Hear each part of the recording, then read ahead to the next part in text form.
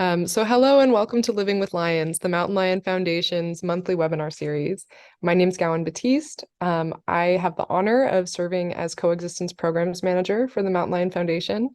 We are a national not-for-profit organization. Our work is focused on ensuring that the ecologically critical mountain lion survives and flourishes in the wild. We do this work with three key focus areas. First, wherever people live or hike or work in mountain lion country, we offer proactive community-based coexistence training and support, helping people keep themselves, their families, and their livestock safe, while also keeping wildlife safe as well. Second, we work with partners and volunteers and people like you all over the US to advocate at the state and federal levels to ensure that strong protections are in place for mountain lions and their habitats.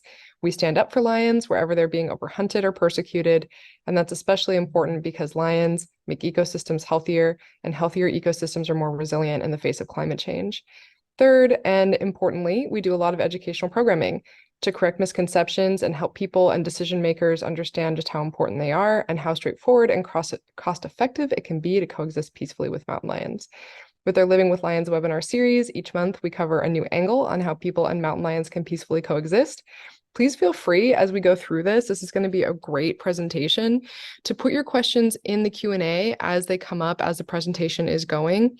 It's not disruptive, and that way we can answer them all at the end. So I'm very excited for our talk today. I've been really enjoying this book. So Beth Pratt is a lifelong advocate for wildlife and has worked in environmental leadership roles for over 30 years, and in two of the country's largest national parks, Yosemite and Yellowstone. As the California Regional Executive Director for the National Wildlife Federation, Pratt leads the Save LA Cougars campaign to build the Wallis Annenberg Wildlife Crossing, which broke ground on Earth Day in 2022. It's the largest wildlife crossing of its kind in the world and will help save a population of mountain lions from extinction. She has really almost too many honors and accolades to mention. I don't want to take up too much more of her presentation time listing all of them, but I will say the Western section of the Wildlife Society named her Conservationist of the Year in 2023, and in 2024, which we are less than halfway through, she received the Alan Rabinowitz Conservation Award from the Explorers Club. So without further ado, I'm going to turn it over to Beth.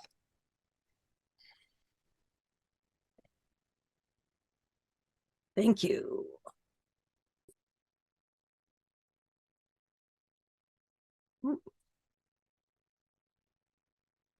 Not sure what happened.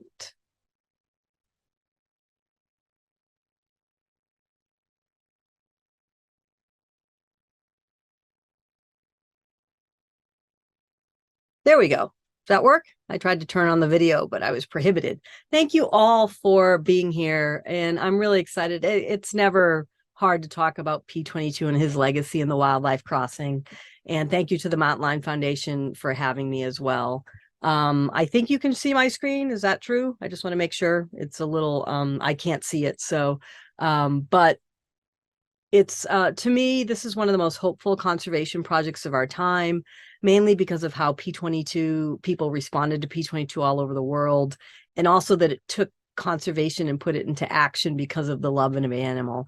And the Mountain Lion Foundation had quite a lot to do with that, since we were just talking about before the call, Prop 117 was passed in 1990, which by public ballot measure, declaring mountain lions especially protected species because people valued them in California. So I think, that is a direct line to why people, especially in California, responded to P22 the way he did. So, but let me get into, let's see.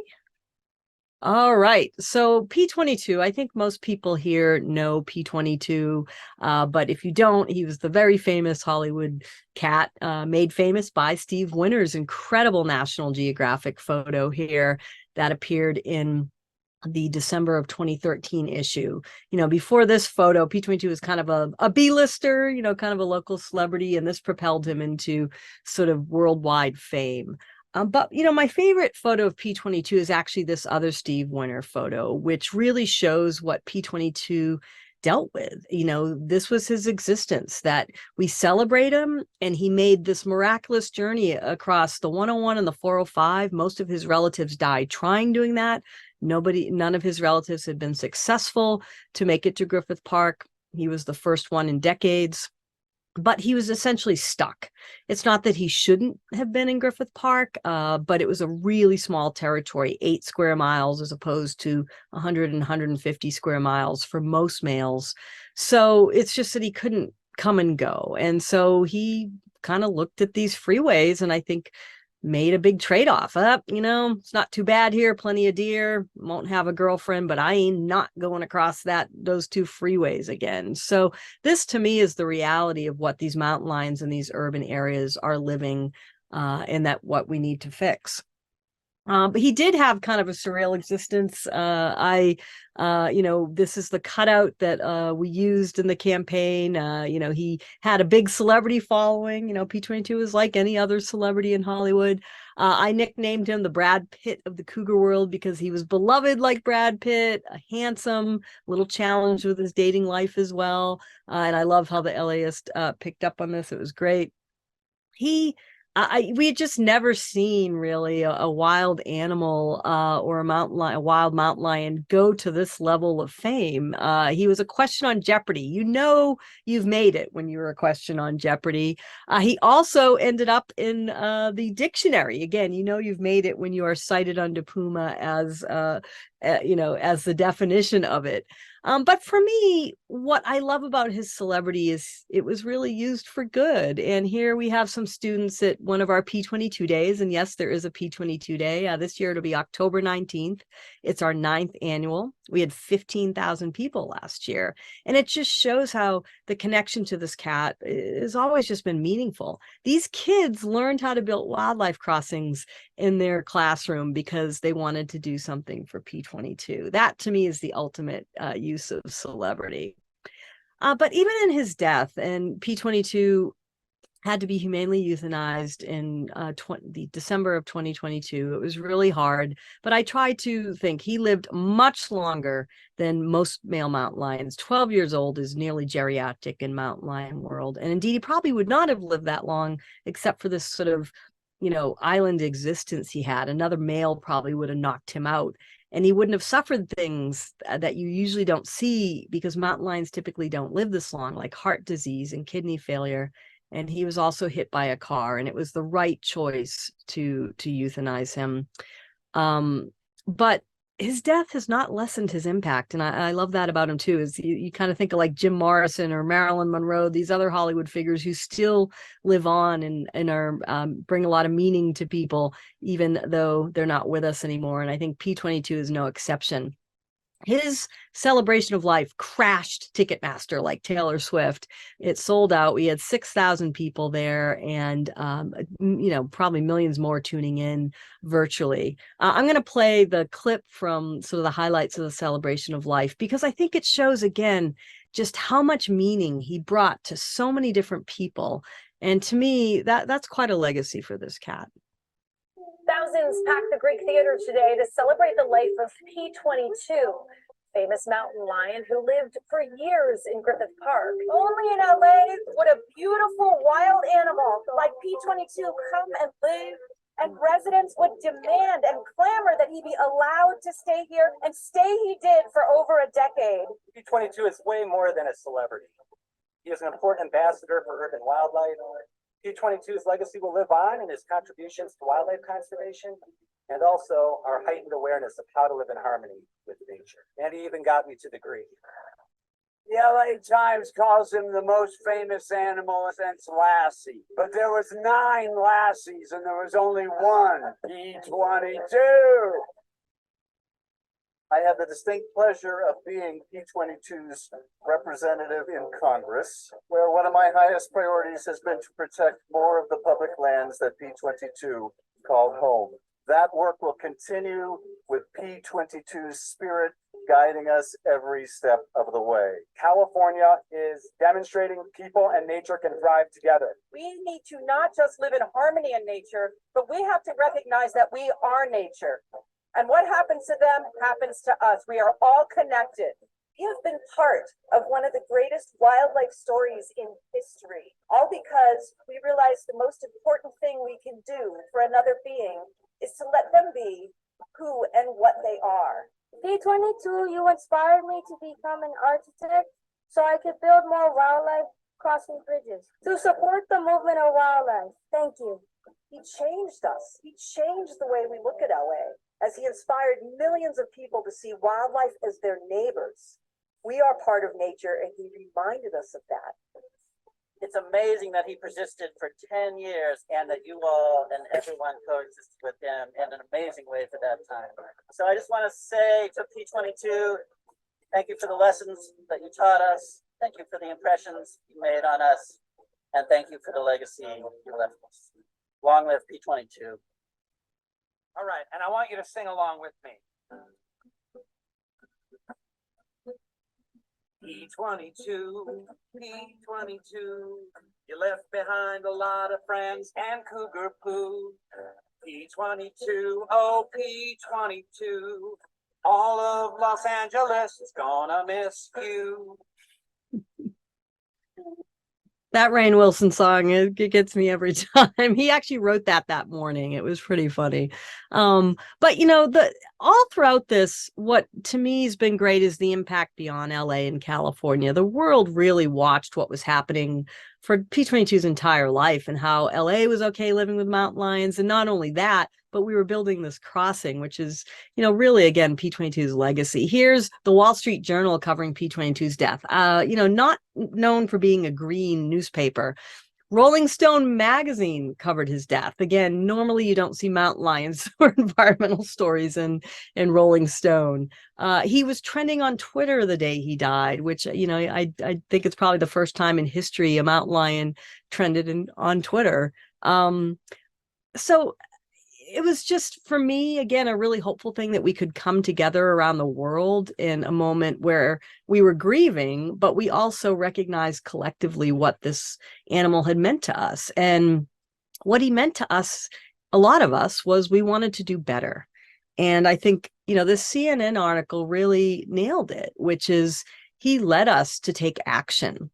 Which I love. And we are getting the Wallis Annenberg Wildlife Crossing built. Here is an artist rendition of it. It's amazing. This is what it'll look like when it's finished. You can see this sort of extension of the green space across the freeway, basically reconnecting what we severed when we built the 101.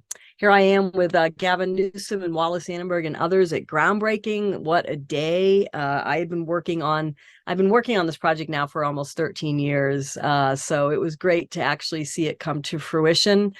Here I am last month standing on next to one of the support structures, which gives you an idea of how massive this structure is. The support structures alone took 6,000 tons of concrete.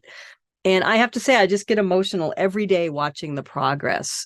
I'm going to show you some quick drone footage.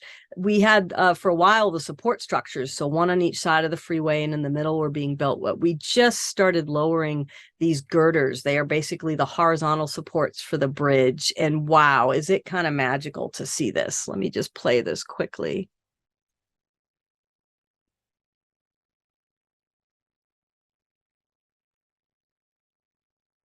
And those are the girders. Each girder is about over 100 tons each. And they had to be lowered by this crane. You'll see it here in a minute, called Mr. Crane. They actually let me drive it for 1 second. Don't worry, I didn't lower a girder. There it is. But, you know, you have to nail the landing. And when you're trying to maneuver a 100-foot and 100-ton structure, and you have to land it precisely, that is no easy feat, I'll tell you. And we were there watching them do the first girder. I pulled the first all-nighter that I have since college. And I'll tell you, I'm still recovering at age 55. That is not that easy to do anymore. But it was worth it. Just watching that first girder go in, which we know meant the start of the actual bridge. And here it is. You can see it lowered. And we cheered. We had Alan Salazar, an Indigenous leader, do the blessing, and then we popped some champagne. So that was pretty cool. And here it is. This is literally a screenshot from this morning.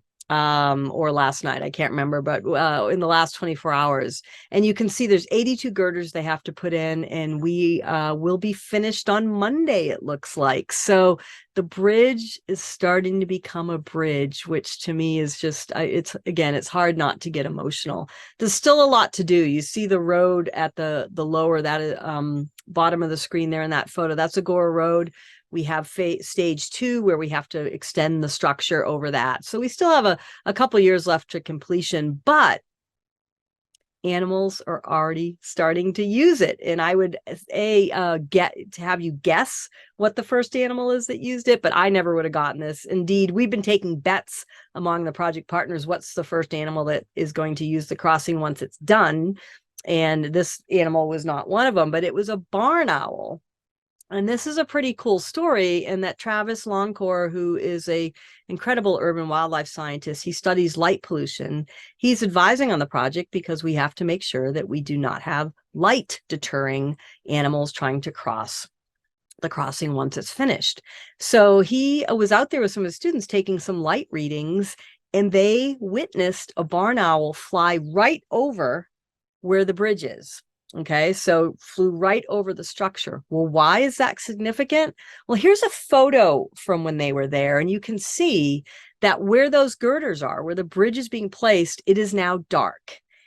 The first time since that 101 was constructed decades ago, is there now a dark spot on the freeway right there. And for owls, that means safety. That means that there's no cars. That means there's no lights blinding you. I'll tell you, lights have a big impact, especially on migrating birds. So, wow, we already have wildlife using the crossing. It's pretty exciting. And, I'll just end with that. We're not stopping with Wallis Annenberg. And I love that P22 globally influence so many. Wildlife crossings are now being talked about in a way that they never were. They were nothing new, but I think P22's story and the quest to build such a visionary and monumental crossing in such an urbanized area really has inspired other projects to move forward, and also appropriations and funding, both on the federal and state governments. So I love that our bridge has become a bridge to others. We just had representatives from Florida and Texas come out to see the crossing. And when does Florida and Texas and California agree on everything? And learning from each other, because we face similar challenges, big cats and urbanization when we have to do crossings. And so for me, this painting that was commissioned especially for the campaign, wow, I think it tells the tale that P22 leaping off the Wallis Annenberg crossing has had influence elsewhere. And I wanted to show quickly this video because for me, California, where I live, we want to continue here. And Governor Gavin Newsom has just been really supportive of the Wallis Annenberg crossing and others. He has put $150 million in the budget to date to help build wildlife crossings. And I'm just honored to partner with him. Politics aside, you don't need to agree with him on everything. He loves wildlife, genuinely. His dad was instrumental in protecting mountain lions. He actually helped found the Mountain Lion Foundation. And so for him, growing up, going out to collar these cats and getting the love from his dad, the Wallis Annenberg crossing and other crossings, he definitely wants to be part of his legacy. So I'll just show you a quick clip with him. So Governor Newsom, again, I can't thank you enough. We would not have the Wallis Annenberg Wildlife Crossing without you. But what did capture your imagination when you learned about this? I mean, most people, when I told them about it, said we were crazy. Well, it never happened. I think it's because you kind of are crazy. Let's establish it's a compliment. No, not like you, but the idea. This was audacious. This made no traditional sense. Right. It broke all the rules. It was a scale and scope. It was just the audacity of it. And as a consequence of that, it immediately became obvious that this was going to excite people. This is going to enliven people. Had you gone small and just done a traditional crossing, or as you described, I remember when we first got there, said, I even asked him, what about just a simple tunnel? And you're like, oh, no, let me tell you what. That's why I'm like, wow, okay. Like, sorry you brought that up. That was a terrible idea. But that was, I think, it was the nature of the audacity of the idea. And one thing, we are doing more. We're putting a living habitat on the top here. And I think that's one thing, again, your leadership, I am so grateful. You really are talking about climate and how biodiversity relates to that. Yeah. And this crossing ties into that, but you're doing more, right? I mean, 30 by 30 here. I think that, but that's what's so extraordinary. I mean, this is going to be a living classroom. I mean, this bridge, how many school kids are talking about what it represents and what they can represent in terms of the larger environmental movement, and talking about the environment, not just as an abstract around CO2 that intellectually is hard for people to understand, but as a species, as something tangible, as something that they connected to as a child when they saw a picture of a mountain lion cub. And anyone who sees that as a kid's like, oh, I want one of those, Mom. You got to get me one of those. And all of a sudden now they see their connection to something related to the climate that they otherwise wouldn't necessarily connect with. So Governor Newsom, you've already put over $100 million for wildlife crossings in budget, and I know we're going to do more. And I know we share this, we're going to make California the new Memphis. As you know, I'm leading this new wildlife crossing fund. Wallis Annenberg's already put up 10 million. So is that your vision too, that this state is going to be wildlife crossing, heavy, right? Everywhere you drive. Well, I mean, therein lies after. Again, that's how catalytic this project has become. It immediately has inspired all these other projects and inspired with the legislature support. Now we're up to $150 million. So we continue that march, that commitment to scale these efforts. And look, it's a big state, so we got a lot of ground to cover and a lot of consequence if we don't. Meaning, we don't have a lot of time. Starting now, we got to get serious about what's going on in this world. And again, I just really believe this: if California doesn't assert itself, it doesn't lead, then others are going to be slow to do so in our absence. So we have a unique responsibility and obligation of sorts to prove paradigms and to prove concept. Again, taking best practices around the rest of the world, because there are some amazing things happening around the rest of the world, but to really connect the vision as you're trying to do in an entire crossings construct, not just a one-off in Southern California, but throughout the entire state. It's going to be exciting. And I'm about to do a road trip across the country looking at other crossings, and we're going to spread California's leadership, because you really have, Governor, set a model for the world. This isn't just, as you said, a bridge. This is a biodiversity climate resiliency project. Yeah. So to replicate that and have the world inspired, thank you. No, it's exciting. It was Pericles who said, well, I don't know. What did Pericles? So we're really excited to continue this. This is just some of we are looking at priorities all across, or just projects all across the state, all across the country. But this was just some that the National Park Service identified radiating out from the Wallis Annenberg crossing, which was the most significant barrier to connectivity, but certainly not the only one in Southern California. It reads like a Saturday Night Live skit on all the freeways, the 5, the 15, the 118, the 126. So we are going to keep going. And the Wildlife Crossing Fund that we mentioned is what I'm also working on, which is, public dollars are scarce, and California's budget this year will be even scarcer. And that's what worked well with the Wallis Annenberg, is we had the private funding that could help cover those gaps. So this is all about raising $500 million in private funding to build more crossings. And again, that's part of P22's legacy if we have on there. So anyway, thank you so much for your time. I can't wait to get to your questions. These are just a couple books that I have out. The When Mountain Lions Are Neighbors, that's P22 on the cover. Heyday just reissued it. But I also want to recommend Crossings if you are interested in this topic of wildlife crossings and connectivity. I'm not just recommending that because he has a whole chapter devoted to P22 and the Wallis Annenberg crossing called Hotel California. But it's just an excellent book to learn more about how our roads have really impacted biodiversity everywhere. So thank you so much for your time. We will get to questions, I think, connected. I have this slide. It is question time, and I know the fine folks at the Mountain Lion Foundation will be moderating for me. Yes. Thank you so much, Beth. That's fantastic. So I've got a question here from Steve. I frequently see calls on social media like nextdoor.com for mountain lions to be collared and constantly monitored so the public can be alerted if a lion comes close to humans. Do all of the photos of P22 sporting his tracking collar play into that? How do we as wildlife educators handle the call for all lions to be collared and monitored?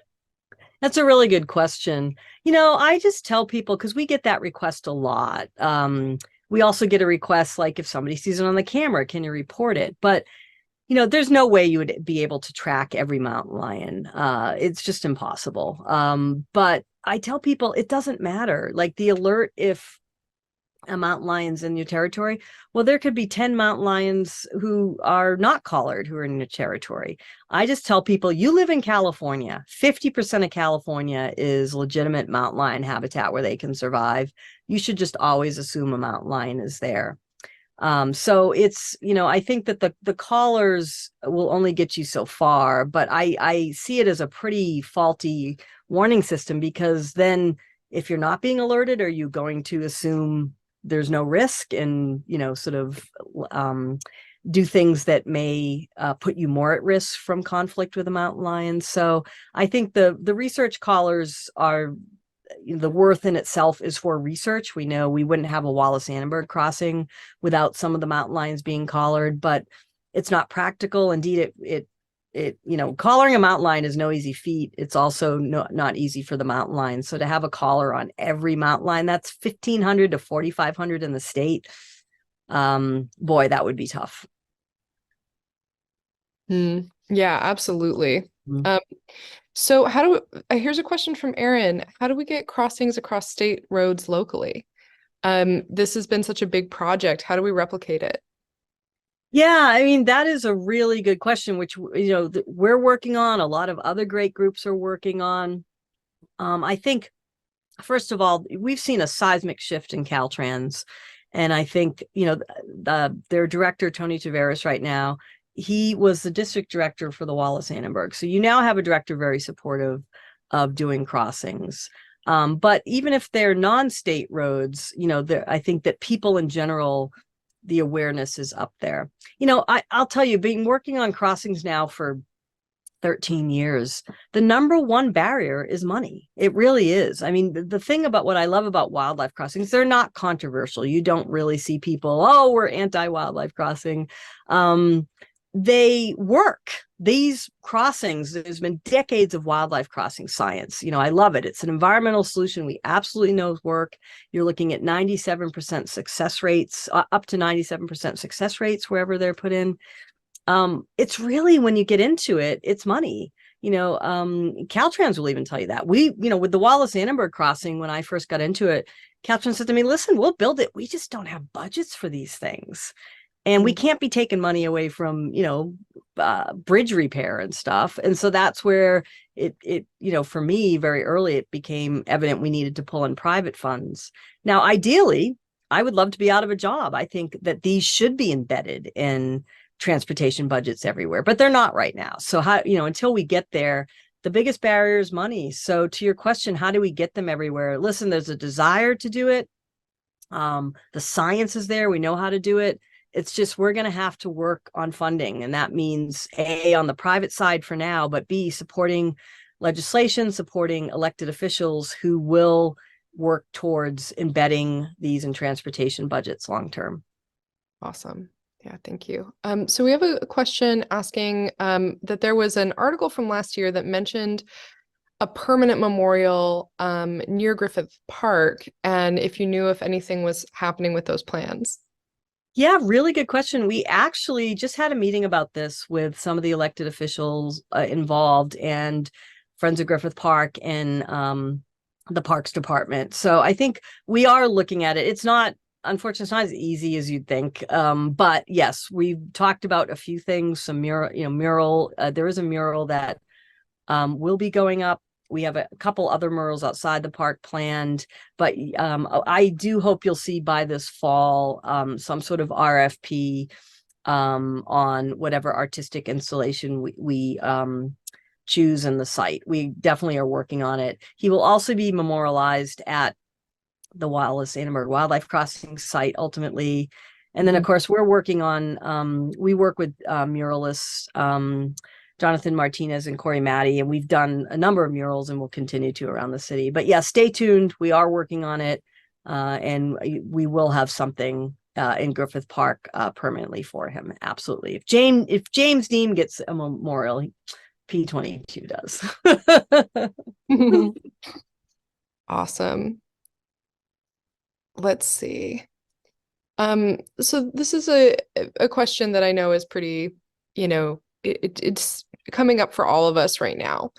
But in Northern California, there's a lot of chatter on social media revealing some deep fear of mountain lions, especially in the aftermath of the recent attack in El Dorado County. What would you say to those folks? Yeah. This comes up in my work a lot, so I'm also really interested in your take on it. First I'd say that I'm sorry. I mean, we never want any attacks to happen from mountain lions or any wildlife, much like we don't want people to attack others or murder or harm. So I'm sorry. It is, although we can cite statistics and how rare it is to that happen, those statistics are still people.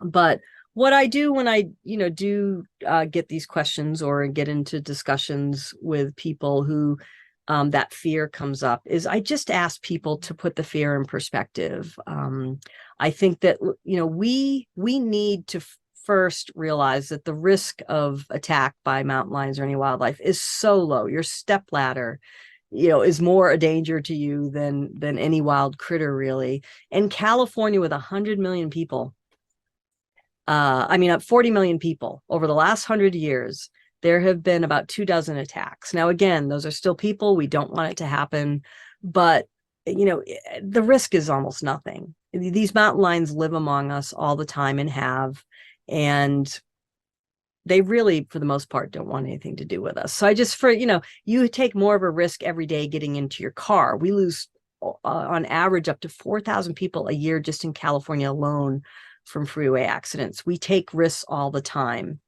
We take risks with other people. I can't tell you you're not going to walk down the road, a street tomorrow and get mugged or some violent crime is not going to happen to you. So for me, I just ask people to try to put the risk in perspective. I live in mountain lion country as well, probably a similar area to the El Dorado. I have mountain lions in my yard. I have 6 dogs. I think there is, recognizing that there is a risk, that you can minimize it, but that it's never going to be zero. And then lastly, I'd say we don't want a wild world without mountain lions. We don't want a wild world without rattlesnakes, without black widows, animals that can potentially harm us, even though they mostly don't. We are part of the wild world. And if we start banishing, the science is pretty clear, we start banishing these wild creatures, the impacts can be pretty vast on ourselves as well. So it's a tough one. We don't want anybody hurt, but I really just ask that people put the risk in perspective. Mm-hmm. So we have a question wondering about if there's data for how many animals are killed on roads in California on an annual basis, and then specifically, how many mountain lions are killed on roads. I know it's a huge threat.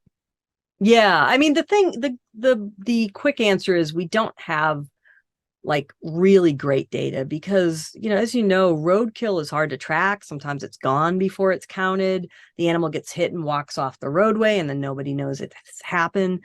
The UC Davis Road Ecology Center put out a pretty good study, though. They were tracking, at least for mountain lions, ones that we knew of over, it was like a 7-year period, and I'm totally blank on the number. I think it was like 400 to 500 cats that were killed, which is a lot when you talk about California's population is 1,500 to 4,500. An estimate into there. Just in Southern California alone, I think it was like an 8-month period. We lost 7 cats to autos. It's a huge problem. I'd say overall the stats are so undercounted. I've heard 1 to 2 million big animals a year just in the United States. I think you could probably quadruple that and you'd probably be more accurate. And then you're not even talking about the little stuff that doesn't get counted, amphibians, birds, things like that. So I would just say it is a massive problem. roadkill. And we have not grappled as a human, as a species, as humans, with the moral cost of driving. I think that, me who loves my car and always hated roadkill, it just, the scale of the problem didn't register with me before working on this project. And, Ben Goldfarb's book really outlines. So I think that we're okay with that much death as a means of a transportation system is something we need to rethink. And I will throw humans in that mix. Again, just in California, we lose 4,000 people a year because of cars. If that was any other cause, it would be a public health issue, right? So I think driving and cars, is someone who loves my car, we're just reckoning with the moral costs of it. It's vast. I don't know what the solution is, but I think working towards wildlife crossings will only get you so far. I think working towards a better transportation system that is not so destructive would be where we need to be at some point. Mm-hmm. And I'm sure you're familiar with the stats that are written about in the Cougar Conundrum, which is Mark Elbrock's book, about how reintroduction of mountain lions can actually reduce vehicle strike fatalities. It was a deer. Yep. Yeah. Mm-hmm. And so that gets to the point, like, we don't want to banish these animals from our landscape. I would say, it even goes back to how it helps us health-wise. The eastern panther, which is just another name for mountain lion, went extinct, was hunted to extinction. When I grew up in Massachusetts, we did not have mountain lions because of that. And what do you have? An overpopulation of deer, which results in greater vehicle strikes, which also results in, some scientists say, greater incidence of Lyme disease. And some have called for the mountain lion or eastern panther to be reintroduced because it will help with a variety of things. So I think that, again, that's, even if I can't convince you to just love wildlife as your neighbor and that it has value on its own, we are tied to these ecosystems. And I think, we need to look no further than the pandemic, which was really the result of unhealthy ecosystems, to know that, we mess with it at our peril. And the mountain lion, I think, is one of the ultimate symbols of that. Absolutely. So we have a question from Allie. How was the exact Liberty Canyon location for the Wallis Annenberg Crossing chosen? They went to college through the canyon from the crossing and was really excited about the bridge construction. And awesome. Looking at it, it might be Ali. If I mispronounced your name, I apologize. But that's a great question. It's a great question. Yeah, in some respects, it was the animals themselves chose it because it's not a historic migration route. A lot of these crossings in the West are like Path of the Pronghorn, but California, we just don't have a lot of historic migration except for like the Sierra mule deer. So this was literally all that was left. It's the last 1,600 feet in that region where there's protected space on both sides of the freeway. If you look on a map, it kind of funnels down to that 1,600 feet and then funnels back out, like Malibu Creek State Park, Topanga State Park and stuff. But literally because of all the development that funnels, the wildlife's already being funneled here. And we know that from the National Park Service, over 20 years of research and 100,000 plus GPS points showing how the animals move. They come right there and they turn around. They're like, I'm not trying that.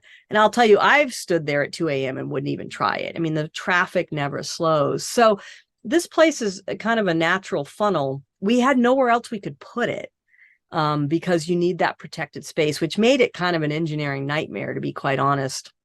But we also had a team of wildlife crossing experts come out in 2015 and took a look at the entire region. Unanimously agreed, this is the only place you can put it and needs to be an overpass.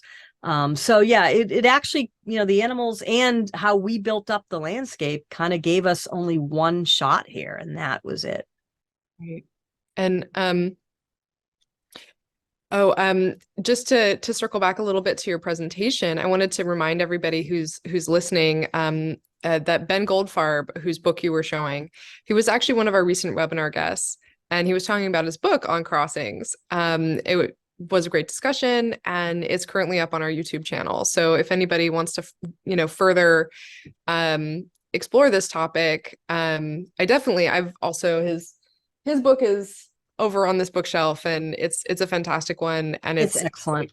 Worth checking out the discussion as well. Ben's amazing. Mm-hmm. Yeah. And I interviewed him like many years ago about for his book on beavers when I was doing radio for an NPR affiliate, and he's just been great across the board. We love them. So, someone living in Moore Park, what can you do to make wildlife safer?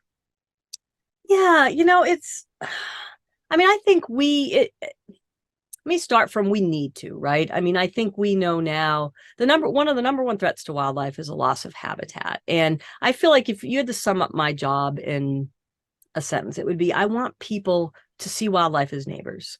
I want people to see wildlife as part of the landscape. Now, you don't always like your neighbors. Sometimes your neighbors can do bad things to you, right? But for the most part, we all get along. And so how do we put wildlife in that same equation that we do our fellow human neighbors? Because again, we need them.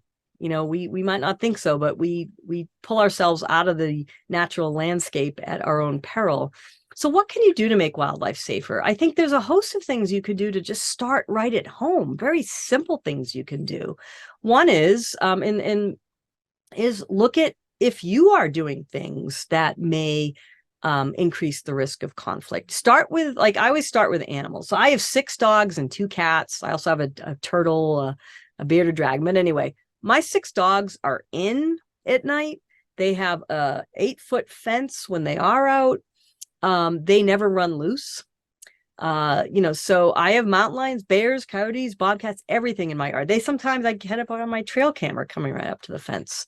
My cats are always indoors, right? So first, take care of your animals, whether it be livestock or domestic pets, because they can be an attractant, right? The mountain lions aren't being bad.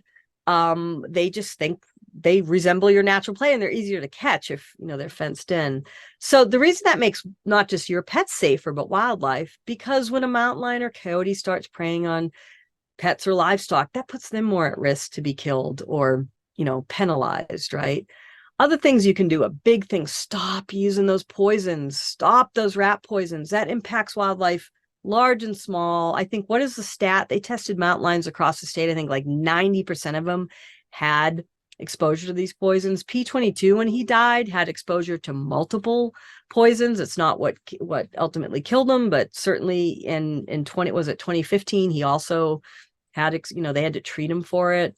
Stop using poisons, stop using herbicides, stop using, rodenticides. There are natural ways to, to take stock and solve the same problems without poisoning our ecosystem and our wildlife.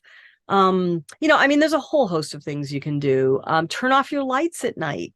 Light pollution is a big thing for migrating birds, but also all wildlife. So there's so much you can do right at home, but I'd say the biggest thing you can do is just be a voice for wildlife. They don't have a voice. And, to your point, if you have people that are not doing those things, peer pressure works great. I think education, things like that help spread the word. I think it's holding each other accountable, which is what can really make a difference. Absolutely. Thank you so much. I know there's like a lot more activity in the Q&A. People had a lot of great questions, but that seems like the perfect note to start wrapping things up on. And I can't tell is the slide still showing? If people have other questions, you can, there's my email, prattb@nwf.org. If I didn't get to your question, happy to do that. And then let me go to the slide you wanted me to. So there you go. Mm-hmm. Fantastic. Thank you so much. Do you know if let's see. Could real quick, just wrapping up here, could you talk about the docent program at the Wallis Annenberg Crossing? How did your sure. The task of turning the crossing into an educational opportunity, and who would benefit from that? And if you possibly could put the slide with your contact information back up for just another minute. Oh, sure. Yeah. If people want this is all the ways you can reach me. If I didn't get to your question, but if you have questions, the docent program. I mean, it's funny, the crossing itself took, again, 12 years of my life before we broke ground. But we're not done. In fact, we're just getting started. I mean, this is an urban wildlife model for conservation. We are doing, whether it be through the docent program or just special requests, probably 5 tours a week. It's insane. But it is it is an educational model, whether to learn about wildlife crossings, mountain lion biology, coexistence. So we started the docent program, the Cougar Conservancy helped us launch it. They know how to do it. We're now transitioning it back since it got so big. That was always the initial plan. They were going to get it going for us. And we're actually hiring a volunteer coordinator for the docent program if you want to apply. But yeah, it's amazing to see the interest. These tours sell out. And it's about teaching people about what this signifies in their backyard, or people come from all over to do these tours. Also, a big portion that was in the Cougar Conservancy developed for that is, much like the Mountain Lion Foundation, how do you coexist with the wildlife in your neighborhoods, giving that educational message. But there's so much that's special about this crossing, whether it be the urbanness of it, the design, the mountain lion study. That's how the docent program came about. We knew people wanted to learn, and boy, do they. Again, we just keep selling out tours. And imagine when it's done, it's going to be, we'll be giving probably 10 tours a day. We really want to thank all the docents, because the training's intense, and they're committing a lot of their time to give these tours as volunteers. So thank you, docents. Yeah, thank you so much. And I appreciate so much how eager folks are to pick your brain about all of this. And thank you for being available for folks to follow up since we are running out of time here. So thank you so much, Beth. Thank you for having me. And thanks everybody for being here. Yep. And so I appreciate you tuning in to this Living with Lions webinar. We have members in all 50 states and around the world. The Mountain Lion Foundation's work is funded by you, individuals who care about mountain lions, their habitats, and the world we share them with. So if you're not already supporting our work, you can become a member at mountainlion.org. On our website, you can also learn more about these amazing animals and find out how to be an advocate for mountain lions in your community. And I'd also throw in that our YouTube channel has a lot of great videos with discussions. We also I saw a question that came in at the last minute we didn't get to about tunnel wildlife crossing, and we have a webinar that posted recently that has some great footage and goes into tunnels versus overpasses as well. So go and check it out. So in our next webinar will be a little sooner than our usual once per month pacing, because it's going to fall on National Cougar Day.